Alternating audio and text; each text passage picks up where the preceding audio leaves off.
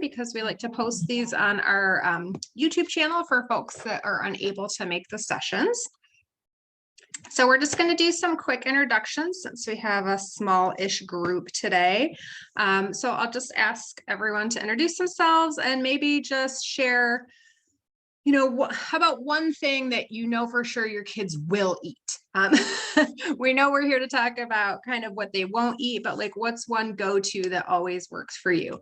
Healthy or just fun? Maybe it's just ketchup. I mean, whatever. So again, I'll start. I'm Marnie Turner. I'm the parent liaison for Eaton Great Start. I have a 13-year-old, so he's a little bit older than most of yours, but he's still somewhat picky. And one thing I know that he will always eat is just like an Eggo waffle. Other things come and go, and things that he's loved for months all of a sudden become off limits. But I think an Eggo waffle is something he will always go for. Who'd like to go next? I'll go. Awesome, thank you. Hi, I'm Tanya Sims. I'm a group child care provider. I'm currently at the bus stop waiting for the kids to get off the bus. But what I noticed is that my kids, we bought these new zucchini bread sticks, which I was shocking. And they're like plant-based, so I was really shocked about it. But I got them from Aldi's, and my little people love those. Ooh, that's a good tip, Tanya. Yesterday they had them with ranch yesterday, and they really didn't even eat them with the ranch, but we kind of wanted something different. So we added a little ranch with it. And so, but there's something new that I added to the program, but they like the zucchini. They're like zucchini sticks, but they're breaded a little bit. Wow. Thanks for sharing, Tanya. Yep. Also, so nice to see your face. I've seen your name many times, so nice to meet you. Nice to meet you too. Yeah, thank you. Let's see. Jennifer, do you want to go next? Sure. My name's Jennifer, and I have a 3rd grader, and the one thing that she will always eat, which makes me laugh at this picture, is broccoli. She absolutely loves broccoli, always has. And chicken, I guess, is the other thing. Well, unbreaded chicken. Those are both amazing go-tos when nothing else is working, right? Thanks, Jennifer. Let's see who's next on my screen. How about Allison's iPhone?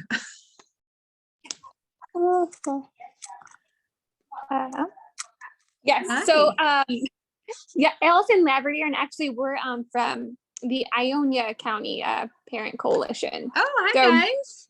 I saw it and I thought, okay, this is interesting. We'll see what this meeting has to offer. But I have a 1 year, well, she's almost 2-year-old little girl and a 4-year-old little girl. And our go-to typically is blueberries, frozen blueberries. Blueberries, that's a good one. Thanks for sharing and thanks for joining us. Yeah. Let's see, next on my screen is Ashley Harmon. Hi. I have one daughter. She's 4.5. She loves to eat, but she's very selective, obviously, which is why we're here. But one thing I can always get her to eat are protein pancakes, like the Kodiak pancake mix. So at least she gets some protein that way. Awesome. Thank you, Ashley. Have you tried the frozen ones that they have? I've never tried the frozen ones. Okay. No, I probably should. It'd be a lot easier. Maybe. I was just curious because we've tried the frozen ones and my son doesn't really like them. So I wonder if it's just like if I made them fresh, because I love that they have the protein in them, right? Like, yeah, it doesn't feel like you're just feeding bread. Right, exactly. Awesome. Well, thanks for sharing, Ashley. And then last, it looks like we've got Bree and Catherine. Hi, I'm Bree. I'm Catherine. My daughter Cora is right here. She's 4, and I think main food that always is a hit is simple like noodles with butter and Parmesan cheese sprinkled on top, and that's always a good way to fill her tummy. That's a classic. Well, I'm going to tell them. So I'm Catherine. This is my daughter Evelyn. She's 3, and then I have a 20-month-old boy named Robert. And the thing that I can always get them to eat is fruit, pretty much any fruit. So berries, bananas, melon. I always know that if they won't eat anything else, the fruit is available. Awesome. Thanks so much. I think that was everyone. If I missed someone, please speak up. And I'll go ahead and let Allie introduce herself. Awesome, thank you. So, hello friends, my name is Allie Rogers and my pronouns are she, her, and hers. I am extremely excited to be here with you all, and I really loved listening to what you all have to say. Sometimes when I do these, I have people say, well, we can only ever get our kids to eat chicken nuggets or just ketchup. And not that that's a terrible thing or something that is uncommon, but I'm really hearing some actually great and awesome foods that you're thinking of. And as you're talking, I'm kind of getting hungry, thinking like, you know what, honestly, butter noodles sometimes just sounds really good and I'm here for it.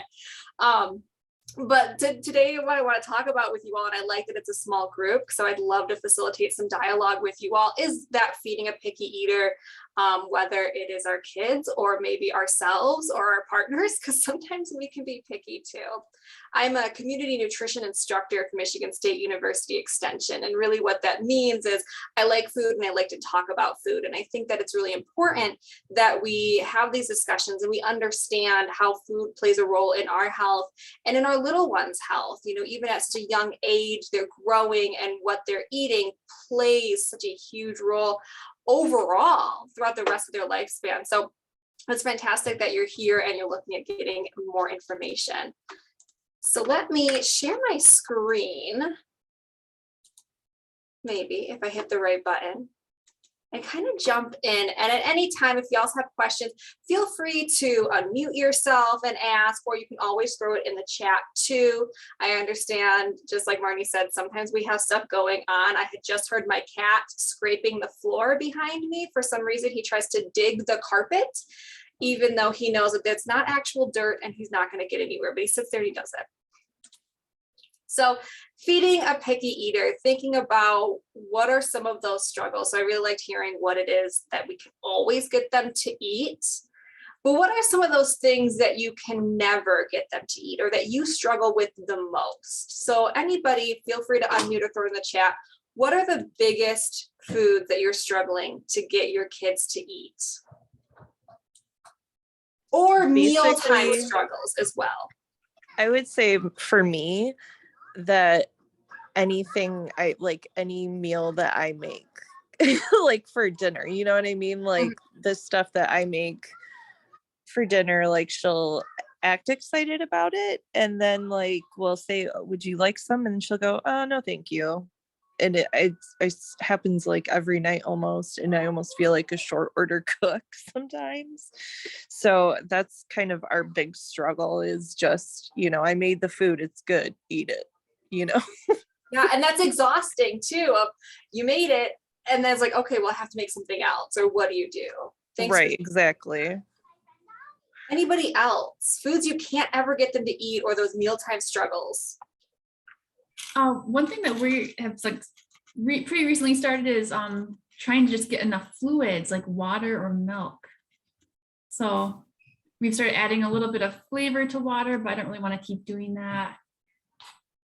Yeah, I think it's a great alternative too. So thinking about not always just plain water, but how can you maybe flavor it so it's a little bit more enticing? Mm-hmm. Great one. Anybody else want to share? Yep. Neither of my kids will eat meat of any sort. Chicken, turkey, beef, nothing.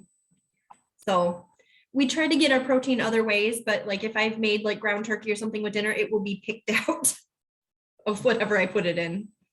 Who else struggles with somebody picking out specific parts? Do our husbands count? Yeah.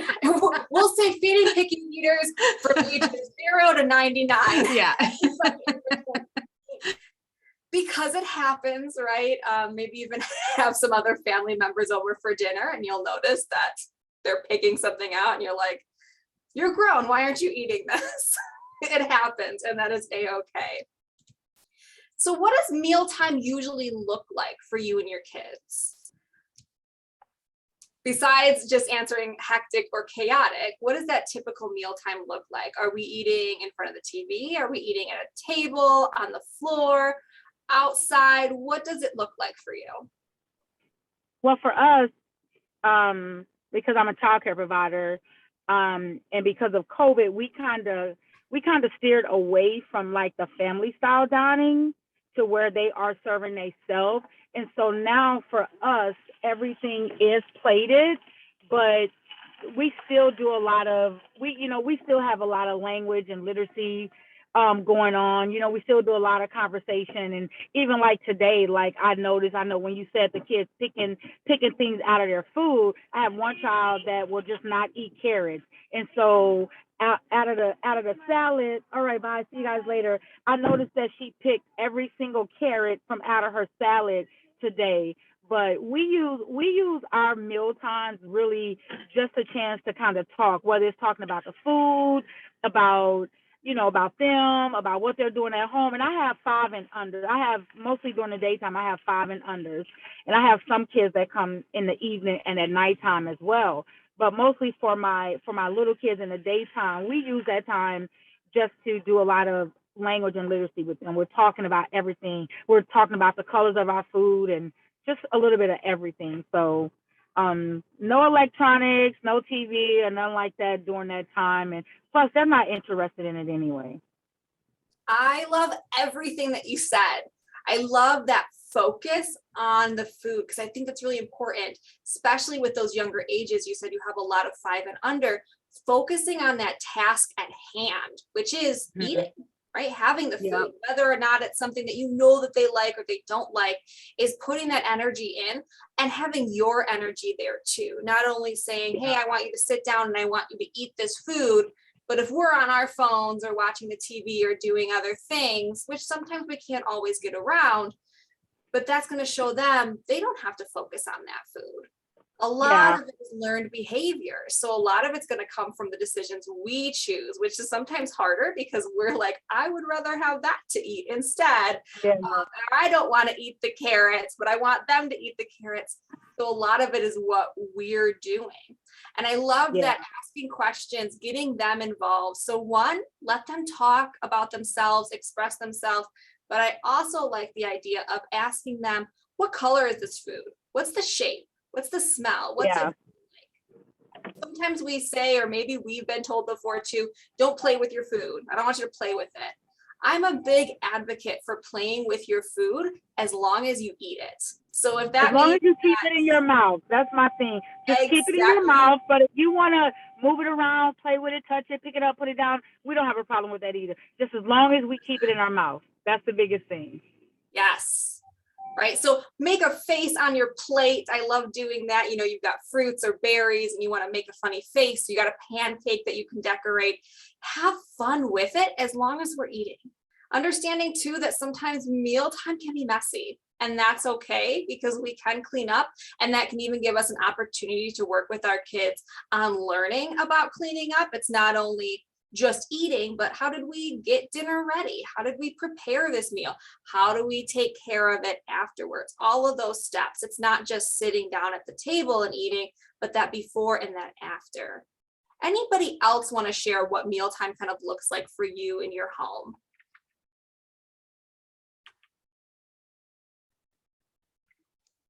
Ellie, I'll share really quick. Again, my kid was older, but obviously when he was young, he was struggled with eating what I wanted him to, or just eating in general, and not throwing everything on the floor. And there was a point that we got to where a lot of meals were like, hey, I don't care if you're, and I'm talking like 5 or 6, but I don't care if you eat your lunch, watching your program, because at least you're eating, right?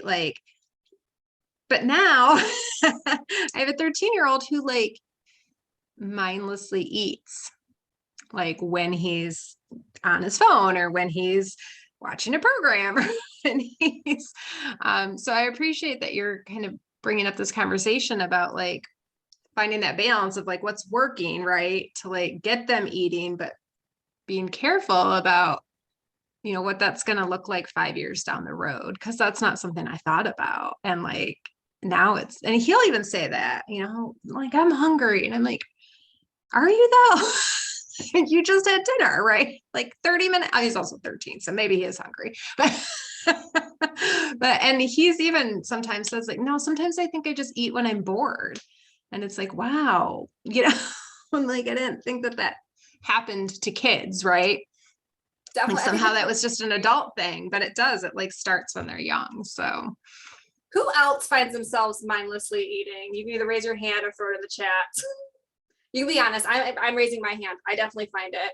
And I think that's a great point because it is kind of a learned behavior. And sometimes we become so used to it, or that bored eating where I've got nothing else to do. I'm going to eat food. Or maybe you grab yourself a bag of chips, you sit down and watch TV. And the next thing you know, you look down, you think, how did I eat this entire family sized bag of chips?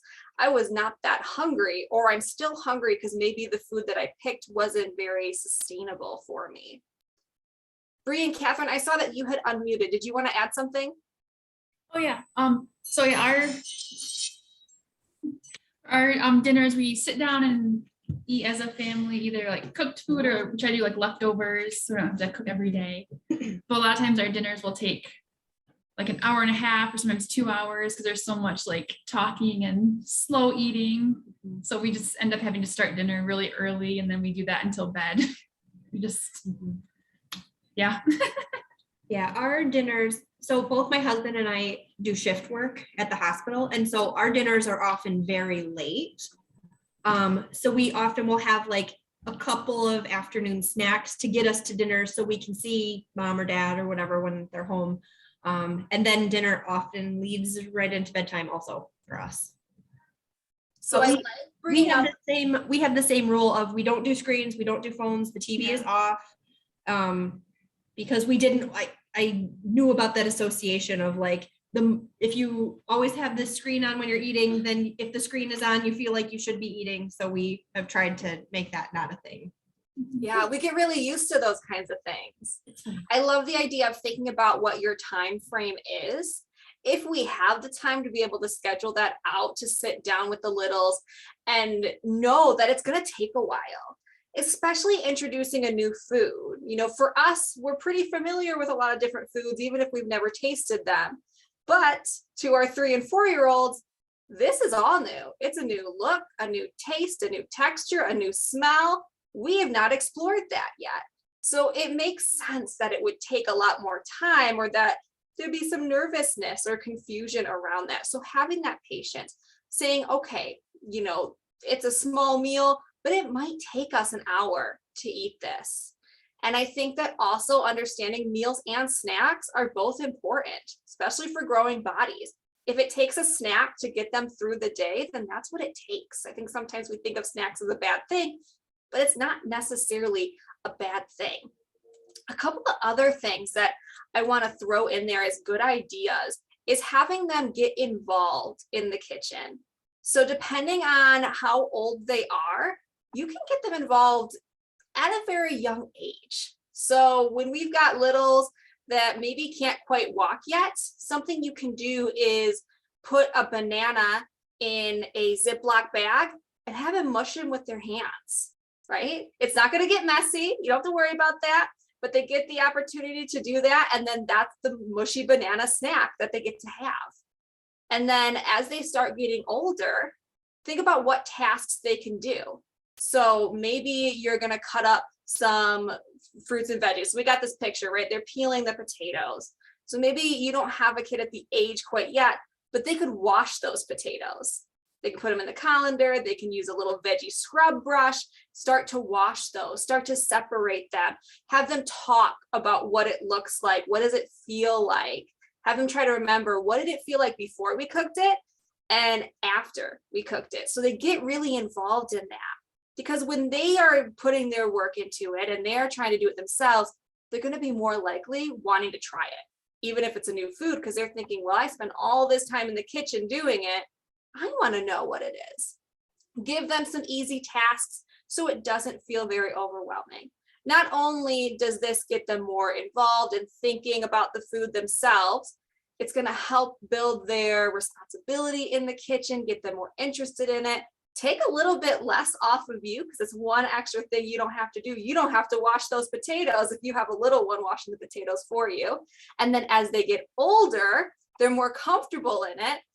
And they're gonna, again, be more confident in being in the kitchen, making food. And maybe they'll start making some meals for you too, right? Wouldn't that be nice? Also, it's gonna really just get them excited to taste it. So talk about it with them, have them involved. If we don't talk about it with them and have them thinking about what it is, then again, there's that confusion of what is this on my plate? It looks weird. It smells different. It's got a different shape or color or a texture. Maybe not really used to it. All right, I'm going to skip this for right now. And I want us to kind of think about some other ideas that we can do. So here is a fun one, which is fruit kebabs. So having a little skewer, have them with the fruit, have them just start putting it on there and making their own shapes and colors, putting on their favorite fruits. And you can introduce new foods this way. So when it comes to introducing a new food, also have some foods that they do like. So if we're going to put out, let's say, kiwi, and it's not something that we've ever had before in the house, but you know that they like pineapple and blueberries, include those as well. So there's something familiar and there's something new. And then have something where they can mix it all together. So if I take a bite and I'm tasting kiwi with a blueberry, might be more likely to take a second bite because I'm familiar with the blueberry. I also like to use 2 different rules when I have littles eating with me. The first rule is don't yuck my yum. Has anybody ever heard that before? Don't yuck my yum. Awesome. I love that. So this idea, if we're not as familiar, is that when I say yuck to a food, maybe it's a food I don't like, I already know that I don't like it, but Marnie's never tried it before. Marnie's like, well, if Allie said yuck, probably not gonna want it myself, right? It's a learned behavior. We're learning it, especially when it comes from us as adults, where a lot of the authority and the knowing of things comes from us. So if I say yuck, they're probably not gonna eat it, which is why I encourage you when you're having your little try a new food, try it with them and just say, if you don't want it, if you don't like the way it tastes, just say, no, thank you. I know somebody had mentioned that before where you put the food down and you notice that your child is just saying, no, thank you, right? We're learning those kind of proper etiquettes. So say, all right, taste it, no, thanks. And then I like to use a 2-bite rule because first time we bite it, we're all anxious about it. We're unsure. I might convince myself that I'm not going to like it. So I do 2 bites. You have to take 2 bites of it, big or small, but I want it to touch your tongue twice because then more likely when you take that second bite, you're thinking, oh, this actually isn't so bad. So it helps them think about that. So if they take 2 bites and they still say, nope, I do not like it, that's not for me, then that's okay. Then that's just not a food for right now to be trying. Because they already took those 2 bites, they tried it, they put in the effort. We can also remember that our taste buds will change. So 3, 4, 5, 6 months down the road, we can reintroduce it again, give it a little bit of time, but it's not the end of the world if you're like, I really want to get them into eating broccoli. Right now, maybe isn't the time. Also think about how we're making it. So I think about when I was quite young, my mom used to boil Brussels sprouts. Has anyone ever had boiled Brussels sprouts? I know my rule is don't yuck my yum, but that's the worst thing I've ever tasted. Boiled Brussels sprouts, just mushy, gross. Did not like it. So for the longest time, I never ate Brussels sprouts. Now my partner and I eat them all the time because we bake them or we put them in the air fryer. Totally changes that flavor profile. The texture is different. The smell is different. And all it was just changing the way that I was preparing it.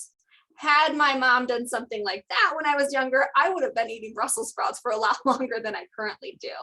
So thinking about the way that we're preparing it. So if it's something like carrots, if they don't like that raw carrot, ask them if they have that kind of verbal language and say, what is it that you don't like? Was it the crunch? Did you like that? Yes or no? Was it the taste of it? Was it hard to chew? What about the smell? Get an idea of what it was that they didn't like. If they said all of those things they didn't like, maybe let's try a new food. But if they said, I don't like how hard it is, it's a hard crunch, so why don't we try boiling or putting those carrots in a soup instead and see what that might look like. A lot of these are small changes that we can make, but will make a really big difference.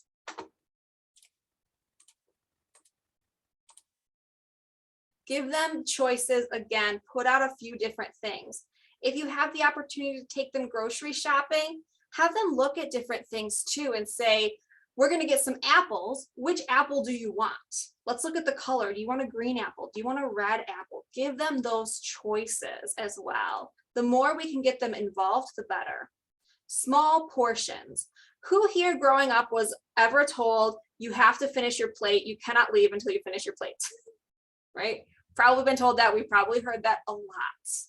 This might be wild, but I'm going to say this, that's not always necessarily gonna work for us. Let's start with smaller portions and have them work on listening to their bodies. So they'll say, I'm still hungry, or I can eat more, and then asking for more. And then they get used to asking for that food and getting used to asking for something new. So start with just a small scoop instead of filling up the entire plate if possible. This is also going to help them learn those portion control and moderation and not overeat. Being a role model, this is where it really comes from us, right? We can buy the healthiest food, we can cook it all, but if we're not the ones also modeling that behavior, they're not going to listen to us very well. So I know that we had mentioned something about drinking more water. Drinking water in front of them would be a really great idea. Have you both get your own water bottle and fill them up at the same time. Maybe you already do this, but I think that these are really great options, right? So when you drink your water, have them drink water with you or with milk, or have them taste different types too. Also know that sometimes you have to space it out, both with drinking or with eating. Maybe having a big meal doesn't always work for them. Maybe they get an upset stomach, or they just don't tend to eat a lot at one time. Maybe that does call for more smaller meals or smaller amounts of drinking throughout the day. Prepare it in different ways. Like I said, try different things and ask them those questions. What is it that you don't like? Do you not like the way it feels on your tongue? Does it hurt too much to try to crunch it? Especially if we have ones that are teething, right? Or they have maybe loose teeth coming out. That might be an issue. Maybe that's why they're saying, I don't want to eat this because I know that it hurts this tooth. Allie, I love the idea of the asking them, is it too crunchy? Is it too soft? Is it like, you could almost do that like as a science experiment, like totally separate from meal times even, and like make a little chart and like track, all the stuff. That's a really fun, really, I've never thought to do like, what is it that you don't like? Because it could be a totally different sensory thing than taste. Yeah. Yes, when we eat, it's not just taste. Yeah. How does it feel in our mouth? How does it smell? What does it look like? What's the shape? What's the consistency? Is it easy for me to pick up with a fork or with a spoon? Is it liquid? Is it solid? All of those go in there. Does it make a sound when I take a crunch, right? Does it seem like it's supposed to have a really loud crunch, but when I do, it's silent, or vice versa? All of those, even though our littles maybe can't put those words to it, excuse me, are thinking about it. And that's going to play a big role in what they're choosing or not. Because you could say, well, you should eat those oranges because they have vitamin C. They don't care. That doesn't matter to them. Even if you say it's going to help you feel good, that doesn't matter. It looks funny, or it tastes a little bit sour or tangy. And I love the idea of that science experiment. Something I've seen some parents do is create a chart similar to like what you said, Marnie, and it'll have a list of all different fruits. And then every time you try a new fruit or a new vegetable, you get to check it off on that list and say, we tried something new. So then they can create artwork with it. And that way you can see that progress maybe throughout a year. It's like a new vegetable every single week. Well, that's 52 different veggies that you've tried throughout the entire year if you do it that way, or fruits, or different types of grains, or different proteins as well. Mixing it up. seeing what else there is. We also want to create that positive eating environment. So making sure that they know that you're also enjoying the food too. If we have a negative way that we're looking at the food or thinking about the food, then that's something that they're going to absorb themselves. So make it fun, right? Have them involved in the cooking, in the setting up. So maybe you don't want them in the kitchen because you're handling hot things or with knives. So then, okay, you're going to take the plates and you're going to put them out there and you're going to set the table and get everything ready. And then you're going to make sure everybody else in the household knows that dinner's ready. And wash our hands, right? We always want to make sure that we're doing that for at least 20 seconds. Warm water, soap. It's the number one way to avoid the spread of infectious diseases. I always put that in there. Think of all of those other things that they can start to do to get involved. It doesn't necessarily have to be just the eating or just the cooking. And then at the end, have them think about, well, what do we do after dinner? What do I have to put away? Maybe they can't do the dishes, but maybe they can help you carry them to the sink. Or maybe you can have them, give them a rag and some water and have them wipe the tables down. Just small things like that, which, you know, maybe takes a little bit off of you, but gets them used to that idea of, I have to clean up after dinner. That's a normal thing because not always is somebody else going to do that for me. Don't argue at the table. Try to avoid that as best as possible. I think sometimes that can be a little bit tempting. We've had a long day. We've got stuff that we want to talk about. This is beneficial to both you and the littles, is focusing on that food, because not only is food fuel for our body, but we use food for a lot of different things. We use it to celebrate, to come together, and this should be a time that you can focus on that family time. Don't rush the meal if you can. I know sometimes our schedules are so busy and so hectic that you just can't avoid this. But if you can take that time to sit through that meal, not only for us, does that mean that we are actually enjoying the food ourselves, giving ourselves some time, because I know y'all are busy with your littles. This might be a chance where you can kind of reflect on your day too and sit there and have some time for yourself and enjoy the food, savor it. Talk about fun and happy things, have those conversations about the food, ask them what they tried at school or at daycare. What did you eat today? What did you have for snack? Did somebody else have a different food that you've never seen before? Sit down together when possible and try to avoid those electronics. So not only does that distract us, keep us more likely to have some mindless eating or bored eating, but also a lot of electronics, especially right before bed, can overstimulate our eyes and make it more difficult to sleep. And then not allowing toys at the table too. So this one sometimes is easy to do. Like, I'm going to give you a toy, you sit there and play while we try to eat. Have them again focus on the task at hand, which is why I'm a big advocate for playing with your food. If that means that you want to stir it around and you want to stack your crackers up and make a cracker castle with them, as long as you're eating it and you're trying it, then let's do that. So taking away the actual toys and have them think about the food.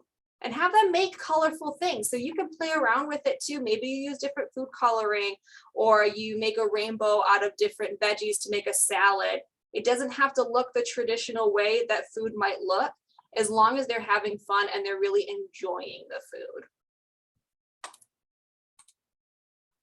So other ways that you can make some food fun, cookie cutters, right? Cut the pancake out, cut the fruit out, the sandwich out. Doesn't have to just be for cookies. It can really be for anything. Using natural colors, or if you have food coloring, if you're baking bread or making pancakes or French toast, have fun with that, right? Green eggs and ham, you can read the book, you can do some food dyeing with that too. And it's a lot more fun that way. And then arranging the food in different ways. Get them involved with that. You can have a contest at home with who has the most beautiful pancake today, anything like that. And have fun yourself, right? Do it with them. I also wanted to show some toddler-sized utensils. Like I had mentioned, there's a few different things that we can do. So you can get those plates that are segmented into the My Plate, and I will show that. Oh, I see, I see on your screen. Oh, that's beautiful. I love it. And that's really great too for trying different things. I know sometimes we have littles who say, I don't want the food to touch, right? Because they're unsure what happens when something green and something white touches, what's going to happen. So if you can have those kind of be different. Using those colorful lids and straws, anything with color, a little bit more stimulation. Messes happen, that is a-okay. We be prepared for that, but having something like a lid or a straw can be helpful. Using those toddler size spoons, forks, and knives as well, something that works with their hands, right? We don't want to give them something really heavy that's going to make it more difficult for them to eat, especially if we want them to get used to using utensils. So if I give them a really heavy butter knife, and I say, all right, now you pick it up and try to spread butter on your toast. And they're like, it takes up my whole hand. It's going to be really difficult. And then make sure that it's easy to reach, right? It's kind of an easy thing for us to forget how their size differs from our size. And instead of us always handing it, try to put it in a way that they can get used to grabbing their drink, grabbing their silverware, maybe grabbing the bottle of ketchup or whatever it is that we have, so they get more comfortable with it. Anybody have any other tips or suggestions that they've used that have been really helpful?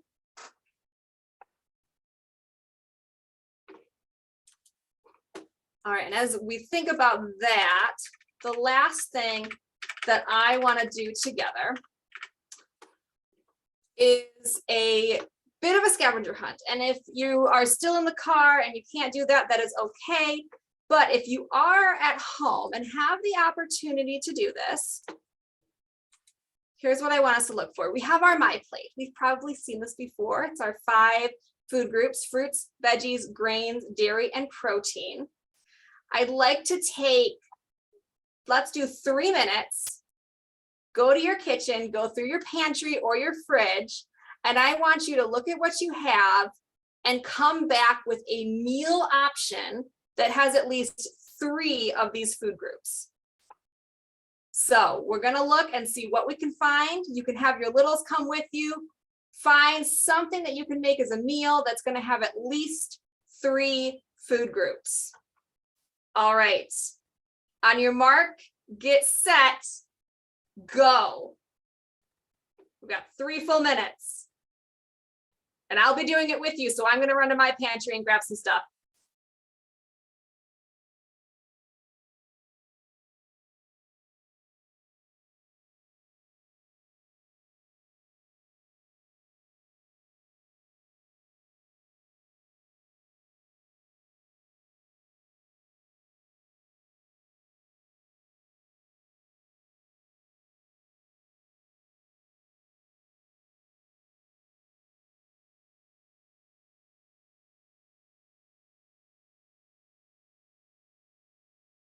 One and a half minutes.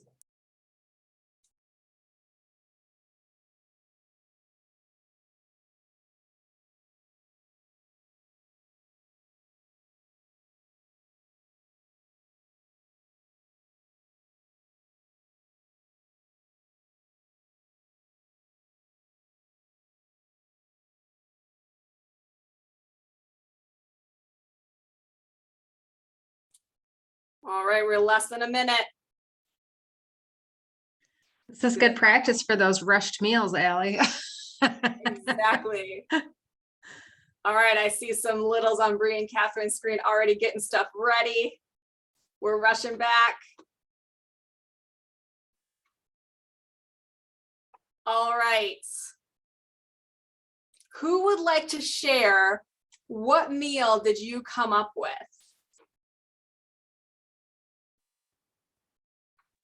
Okay, so listen, I could not go upstairs because I have my little people right here.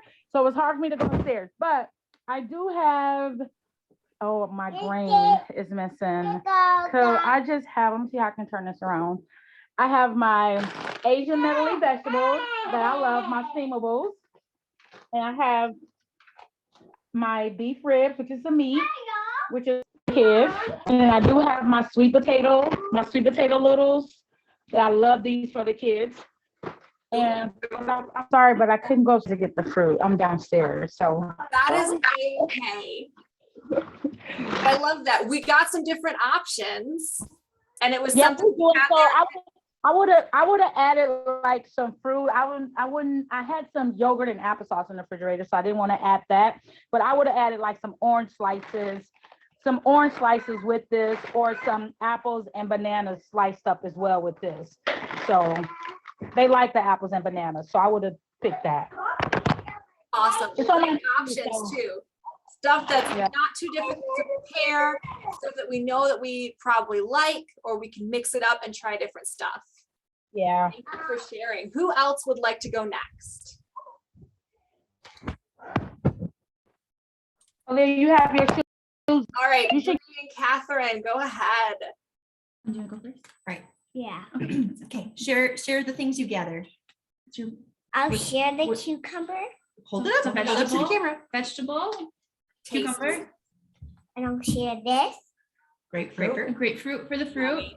What's your dairy? and I'll share this as my dairy, Yep, Your I yogurt. love it. my yogurt, And and then chickpeas. I'll share these for my chicken peas. Yep, Protein. I also grabbed beans too. Mhm. And what's your grain? And I'll have What is it? oatmeal for my grain. That is perfect. Amazing job. That sounds so tasty. Cora? What is it? Cheese, Cheese for the dairy. noodles, Here, hold up, please. Noodles for the grain. and then Pear pear, for fruit. and then peanut butter. Peanut butter for the protein. Good one. And for the vegetable, we got, you hold it. What is it? Leaf, Leaves, spinach leaves. We finished leaves. I love it. Those are fantastic options, my friends. So you nailed it. You got all the food groups in there. I'm coming over to your house for dinner because those look like some tasty options. We like to pretend that she's a giraffe at the zoo when she eats her leaf. So we feed them to her, do a little game. That's a great idea, right? We can practice and pretend that we're giraffes or dinosaurs or monkeys. So we can pretend and see how is it that they eat is kind of how we eat too. Isn't that wild? So sometimes we eat the same foods. All right, who's next? I'll share what I grabbed. So I've got some sliced turkey for my protein, some strawberries. Oh, it doesn't work that well with that blur thing on. Some mini peppers. Oh, jeez. Well, there you go. Apparently the blur doesn't like the when I'm showing things. Some cottage cheese and then some Teddy Grahams. But you know, I love what everyone, so much of what you guys are showing, and like what I've done so much, even still do now, is like snack plate, man. Like dinner does not have to be, meals don't have to be complicated, and they don't have to involve cooking anything. And they can still be really healthy and really varied. And I was kind of laughing as I pulled this stuff out because I was thinking like, this would be kind of like an after school snack now, but this would have been like a full dinner at 3, you know? So it's, yeah, I'm all about assembling more than cooking, but you can do that and still be, you know, healthy. So Exactly. Eating healthy does not mean that I am spending 2 hours cooking a meal and prepping it. Maybe that sometimes that works. I'll tell you right now that I very seldom ever do that. I am a big fan of prepping it all together and less of the actual cooking. What I grabbed very quickly was some tomato sauce. I've got no sodium kidney beans and some whole grain pasta to make very easy spaghetti, or I could make goulash, simple. And I have at least 3 food groups in there. Of course, I could also add some more veggies into my sauce, and I can have some fruit on the side, put some cheese on there for a dairy, but nothing that complicated and nothing that expensive that's going to break the bank. So I don't want us to get discouraged and think if I have to have healthy food for me and my littles, that means that I have to buy the most expensive and I have to be preparing these huge immaculate meals. No, it doesn't have to be that way, right? Also talking with your littles and say, what sounds good right now? And if they don't want a hot meal, then maybe that is going to be an assortment of fruits and veggies with some yogurt or some applesauce on the side. It doesn't have to be a full 4-course meal. It can be something easy. And I liked this activity. Marnie had mentioned it. It really reminds us of those times where we're on the go and we got to get something whipped up fast. So that happens. I want you all to just get used to how can I get at as many My Plate food groups as possible with at least 3, because that's going to make sure that our littles and ourselves are getting the nutrients that we need. All right, and with that, I want to stop and say, are there any last comments, questions, concerns, compliments? I will take them all.